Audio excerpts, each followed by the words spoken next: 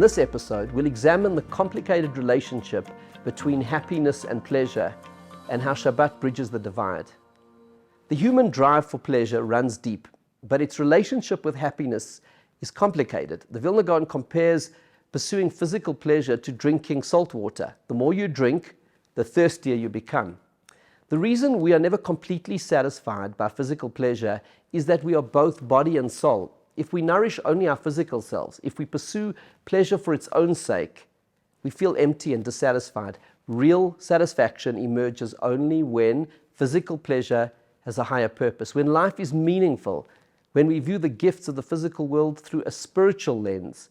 Then those same waters become refreshing, thirst-quenching. Shabbat teaches us this very lesson. When Isaiah the prophet describes Shabbat as a day of pleasure, he refers both to physical and spiritual pleasure. As he says, "And you shall call Shabbat pleasure and take pleasure in God." The day offers us a beautiful, balanced formula for connecting physical and spiritual pleasure, which is the secret to happiness. Shabbat shows us that holiness and pleasure are intertwined. The sanctity of the day is expressed through the pleasures of the day. In fact, the very call to sanctify the day, as the verse says, "Remember the Shabbat day to make it holy," is fulfilled by the pleasurable experience of drinking wine after reciting the words of the Kiddush, which literally translated means sanctification. And our extra soul on Shabbat, our sages explain, gives us the capacity to enjoy the physical pleasures of the day more intensely.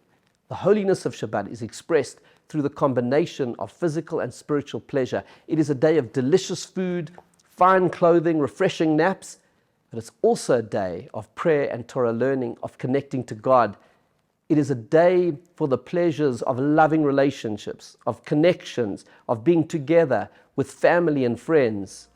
The physical pleasures of Shabbat enhance the sanctity of the day, which in turn uplift the physical experiences, creating a virtuous cycle, revealing the elusive connection between pleasure and happiness.